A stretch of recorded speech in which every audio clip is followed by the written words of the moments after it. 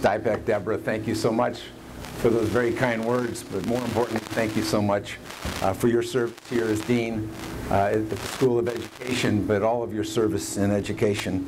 I've never forgotten our first meeting at UCLA and how I was taken with you and your interaction with those young children. And you've been a wonderful mentor. And I want at this school because they've been a tremendous resource for years, and to me personally, on so many subjects affecting young people and affecting teachers and administrators and scholars and policymakers. It's exciting.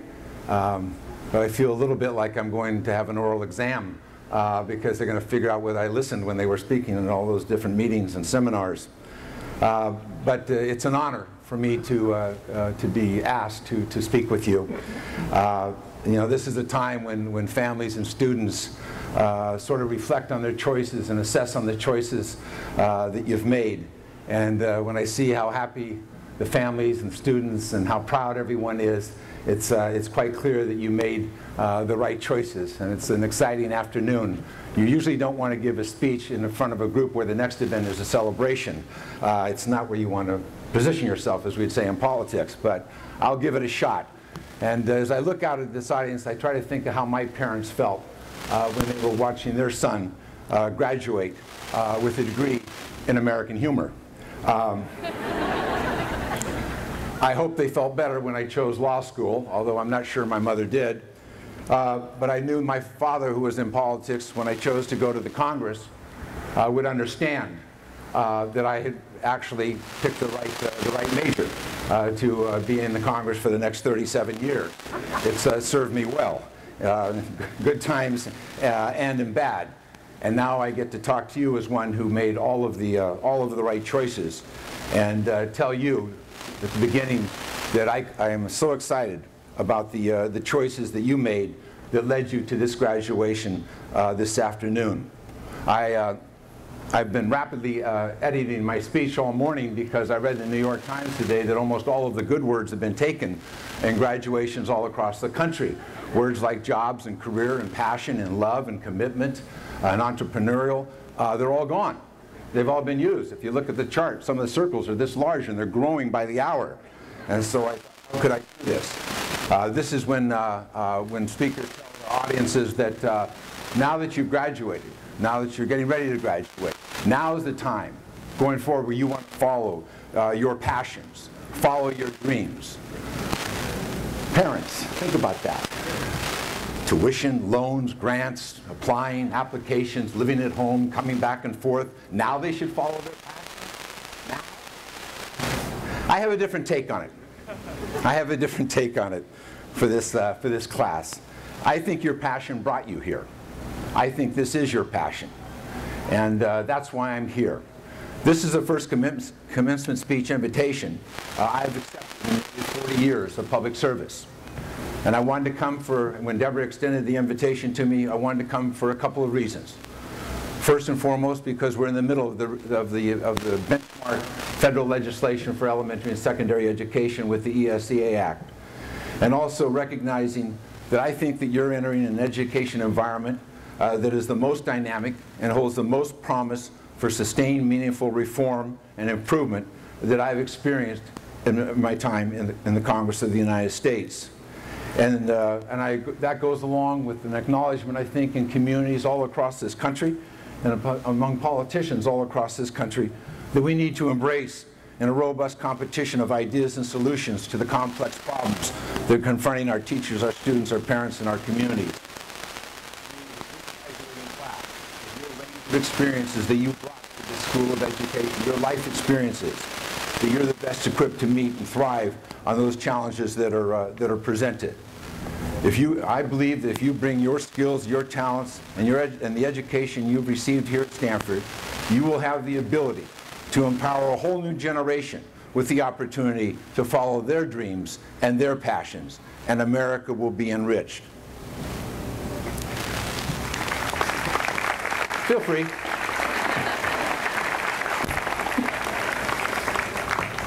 For far too long as a nation, We have let the averages dictate our idea of educational attainment in our schools.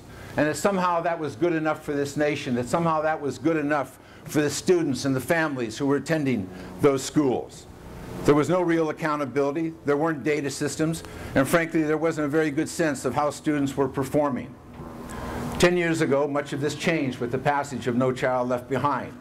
For all of its flaws, No Child Left Behind blew the doors off the notion that we could allow our schools to continue in an environment without real information on how each and every student was faring in that school. Schools were required for the first time to take some responsibility for student outcomes, and I'm very proud of my involvement in passing that law. It has permanently changed the landscape on what will and won't be acceptable for students. No Child Left Behind requires public disclosure on the performances of schools and our students.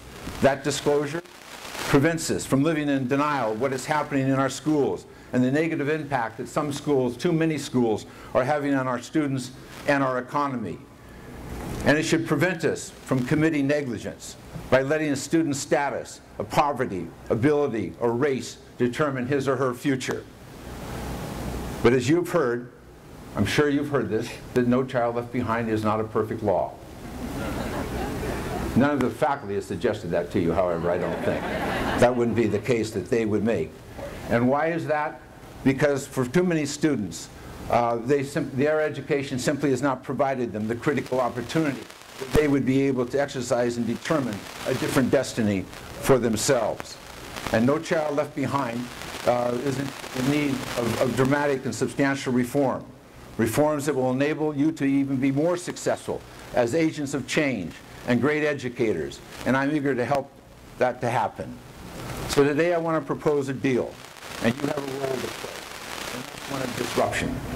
Being a disruptor, in my mind, means that you won't stand for the status quo. It means that you will recognize the failures and the opportunities that are presented by the status quo. And you won't wait for change to come. You will embrace it, and you will fight for your students, your schools, the policies that you believe in. And in fact, your education and experience require that you be a disruptor. But this is not for the faint of heart, and I have my role to play also. Mine is to swim against the tide in Washington, D.C. and across the country on conventional education thinking that has held us back. Not to worry, I'm up for this. I tell my grandchildren all the time, I was a great high school swimmer, and I swam over very long distances. In fact, I feel like I've been swimming that way for 37 years. But my job is to swim against the inertia of the status quo and to create a public policy that will empower and enable you to make the sustainable reforms necessary for our children and our schools to succeed. Being a disruptor means that you have to challenge the existing system. You have to recognize the voids and to fill the gap. I tried it once in Congress. Didn't work out so well, but let me tell you about it. I thought many years ago that we ought to have a qualified teacher in every classroom. Kind of a funny notion, but I thought, try it out. Washington, a land of new experiments and trial balloons. So in that reauthorization at that time, I suggested that we say that every teacher in a classroom has to be qualified. Qualified would mean you had a credential from the state where you're teaching and hopefully a BA in the subject matter in which you were going to teach. Revolutionary. But I got it out of committee. Then it dropped out in another committee. So I went to the floor of the House. You know, there's 400 members of the Congress. And I proposed that we have qualified teachers in classrooms.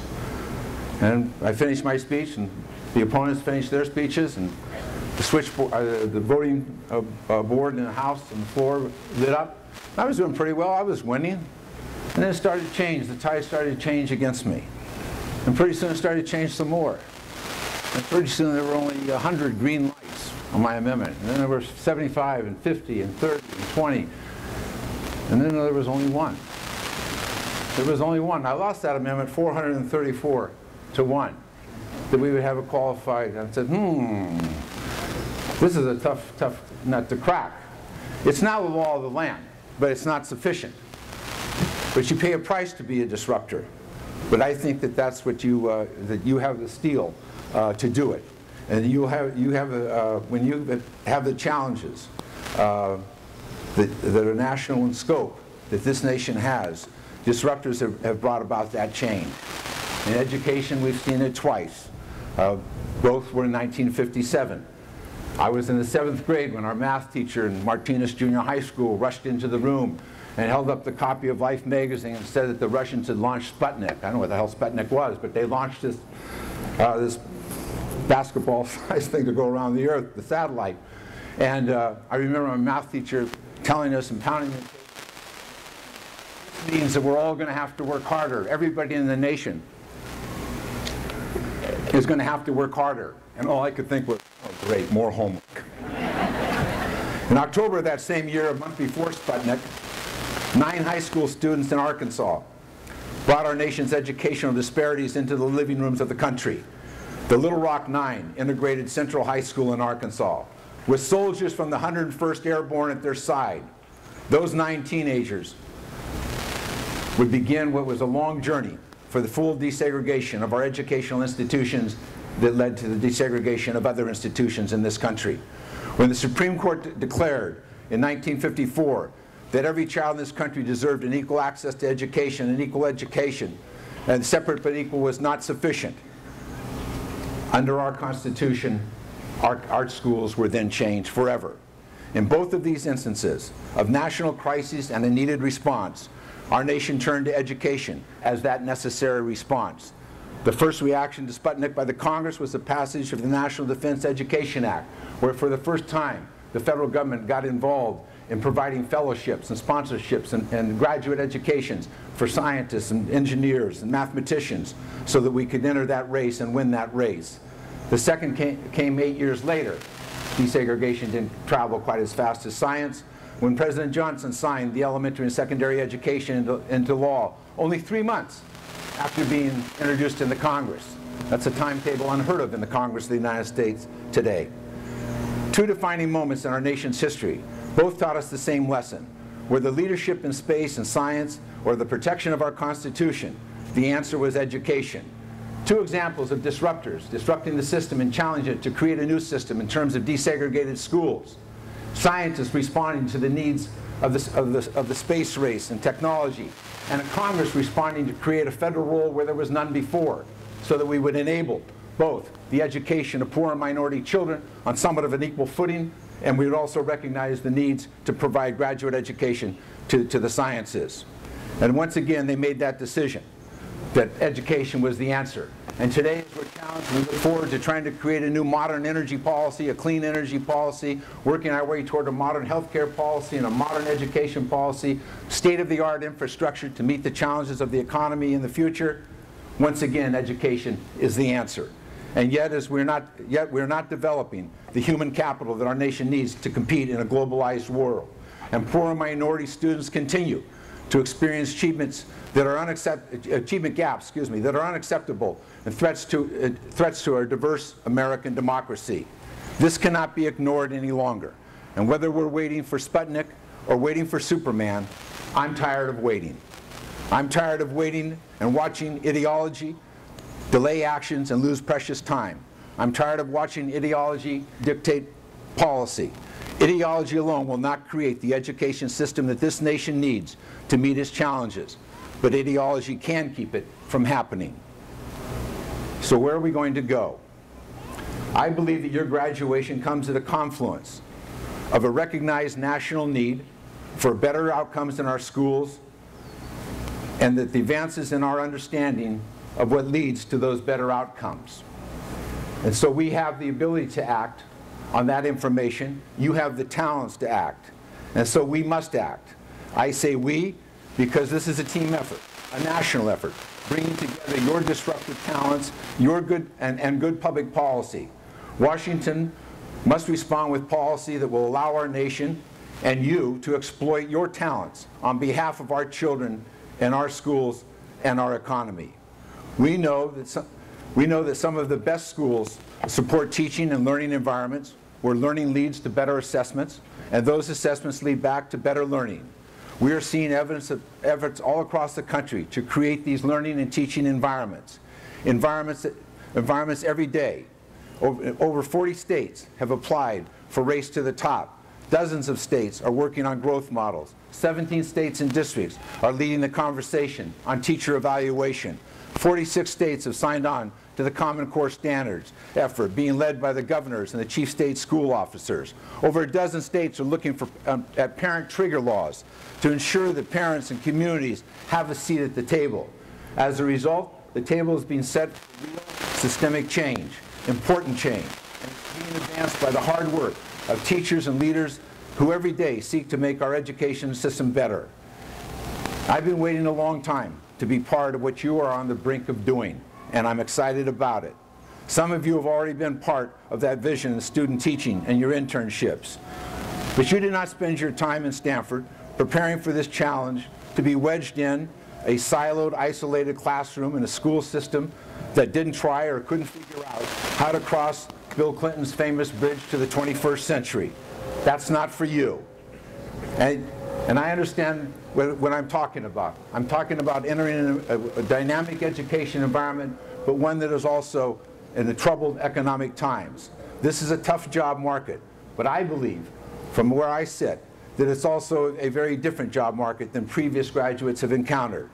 There's a growing demand for new schools, a growing demand for smart, effective teachers and administrators, and enlightened administrators. And as a result, you need not sell cheap or accept conditions that burden your talent and your value. Schools that won't keep up and meet the future will continue to lose market share.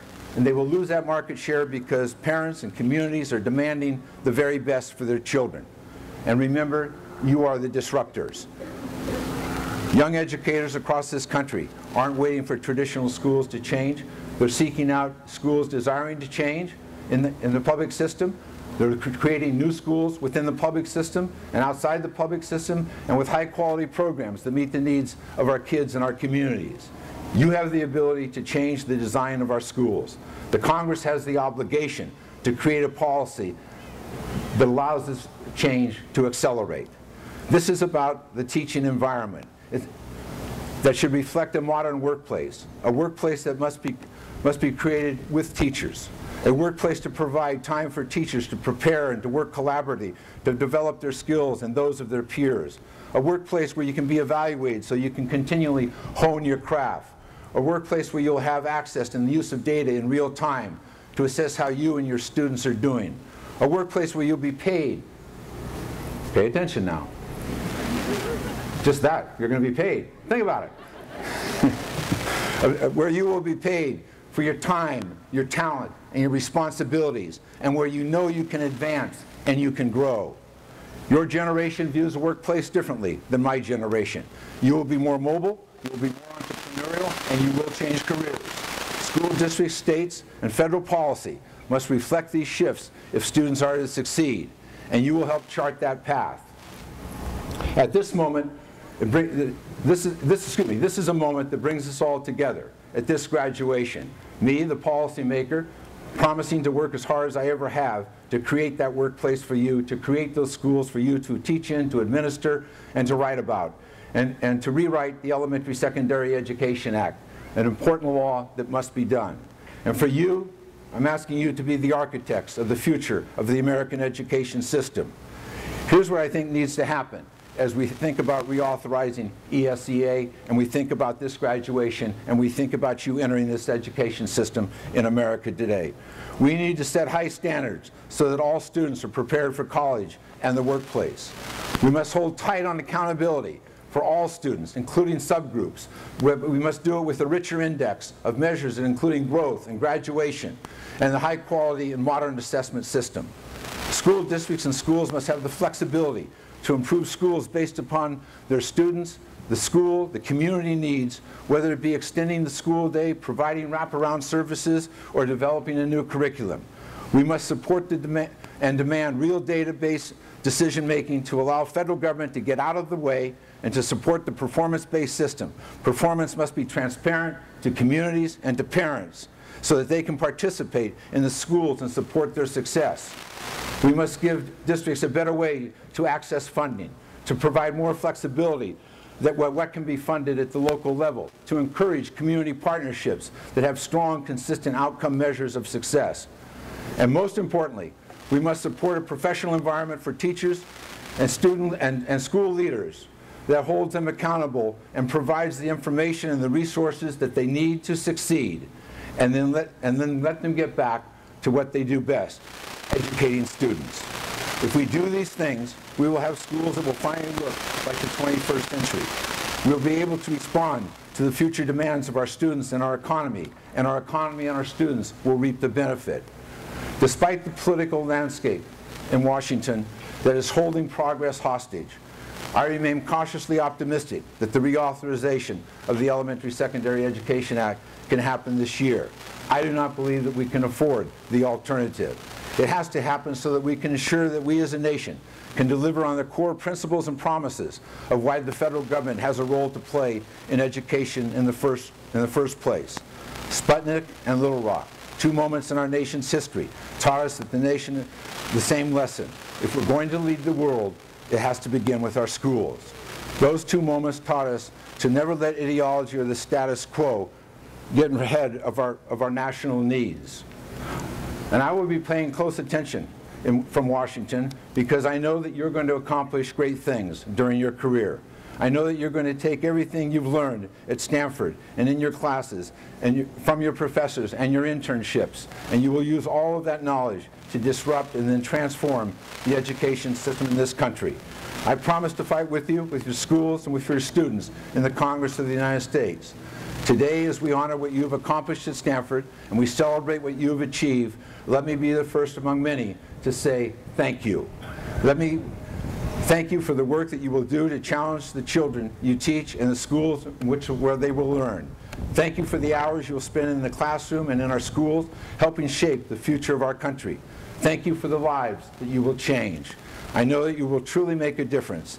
And good luck and congratulations to all of you, and thank you for the honor you gave me to address you today. Thank you. Congratulations.